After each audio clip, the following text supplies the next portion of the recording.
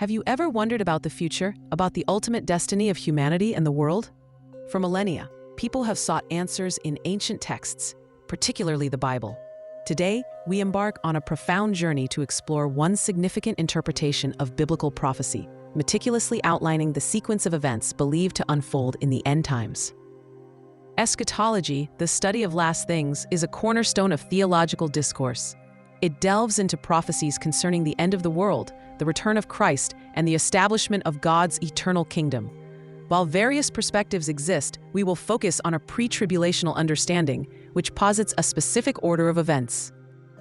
This framework offers a detailed roadmap guiding us through complex prophecies found in books like Daniel, Ezekiel, and Revelation. Understanding this sequence provides insight into a coherent narrative of divine purpose.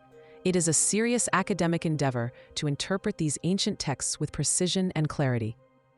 The first pivotal event in this timeline is the rapture of the church. This moment describes Christ's sudden return, not to earth but in the clouds, to gather his followers.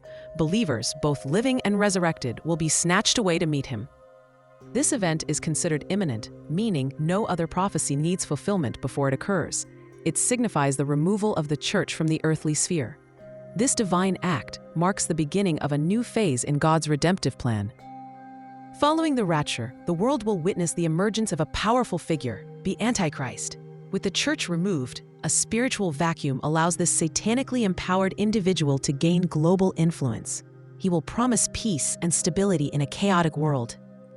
He will be aided by the false prophet who establishes a global religious system.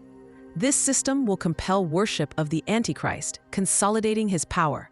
This period sets the stage for unprecedented global control and deception. The rapture ushers in a 7-year period known as the tribulation. During this time, God's judgment will be poured out upon a rebellious humanity. This era is characterized by intense suffering, natural disasters, and widespread upheaval. While Earth experiences this tribulation, the church will be in heaven. It is believed that the judgment seat of Christ and the marriage supper of the Lamb will occur there. These heavenly events signify rewards for believers and the union of Christ with his church. Early in the tribulation, a significant military conflict, the Battle of Gog and Magog, is prophesied. A formidable northern army, allied with several Middle Eastern and African nations, will launch an attack on Israel. This invasion is met with divine intervention. God himself will supernaturally defeat this invading force. This miraculous victory underscores God's unwavering protection of Israel. It serves as a powerful demonstration of his sovereignty on the world stage. At the midpoint of a 7-year tribulation, a critical turning point occurs, the abomination of desolation. The Antichrist will betray his covenant with Israel, revealing his true malevolent nature. He will desecrate the rebuilt temple in Jerusalem. This act triggers a severe persecution against all who believe in Christ. Many Jews will recognize Jesus as their Messiah during this time of intense suffering. This event marks a heightened period of tribulation and spiritual awakening. As the tribulation concludes, the climactic battle of Armageddon unfolds. Jesus Christ will return to earth with the armies of heaven. He will descend to save Jerusalem from imminent annihilation. He will decisively defeat the combined forces of the nations fighting under the Antichrist's banner. The Antichrist and the false prophet will be captured and cast alive into the lake of fire. This signifies the definitive end of their reign of terror. Immediately following his return, Christ will conduct the judgment of the nations. He will separate the survivors of the tribulation into 2 groups, the righteous sheep and the wicked goats. This judgment determines their eternal destiny. The righteous will enter the millennial kingdom, while the wicked will face eternal condemnation. This period also sees the resurrection of Old Testament saints. It is a moment of divine justice and the establishment of Christ's earthly reign.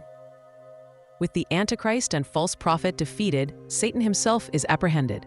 He will be bound with chains and cast into a bottomless pit. This imprisonment will last for 1,000 years. This binding ensures a period of unprecedented peace and righteousness on earth. Satan's inability to deceive the nations allows for the full flourishing of Christ's kingdom. It marks the temporary cessation of his destructive influence. The binding of Satan inaugurates the millennial kingdom, a literal 1,000-year reign of Jesus Christ on earth. Jerusalem will serve as the capital of this global kingdom. This era will be characterized by unparalleled peace, justice, and prosperity. During this time, memorial sacrifices will be offered in a rebuilt temple in Jerusalem. Christ will rule with perfect righteousness, bringing an end to war and injustice. It represents the fulfillment of many Old Testament prophecies concerning a golden age. At the conclusion of the millennial kingdom, Satan will be released from his prison for a brief period. He will once again attempt to deceive the nations, inciting a final rebellion against the Lord. This last uprising will be swiftly and decisively crushed. Satan will then be cast into the lake of fire, joining the Antichrist and false prophet. This marks his permanent and eternal confinement, never to reappear. It signifies the ultimate triumph of good over evil. Following the last battle, the Great White Throne Judgment will commence. All the wicked from every era of history, including those in hell, will be resurrected. They will stand before God for a final, comprehensive judgment. Their deeds will be weighed, and their eternal condemnation will be pronounced. All of sinful humanity not found in the book of life will be cast into the lake of fire. This judgment underscores God's perfect justice and holiness. The final event in this grand timeline is the new creation. God will completely remake the heavens and the earth, ushering in an eternal state of perfection. All sorrow, pain, death, and tears will be wiped away forever. The New Jerusalem will descend from heaven, serving as the eternal dwelling place for God's people. Believers will enjoy an eternity of perfect fellowship with God. This is the ultimate culmination of God's redemptive plan, a new beginning without end. This detailed timeline, rooted in a pre-tribulational understanding, offers a profound glimpse into biblical prophecy. It provides a coherent framework for interpreting complex scriptural passages concerning the future. While other eschatological views exist, this perspective offers a clear, sequential narrative. Understanding these prophecies is not merely an academic exercise. It shapes our worldview and inspires hope. It reminds us of God's sovereign control over history and his ultimate plan for humanity. This journey through the end times reveals a future of divine justice and eternal glory. We encourage you to delve deeper into these profound topics, research the biblical passages cited, and explore different scholarly interpretations. Share this knowledge with others to foster informed discussion.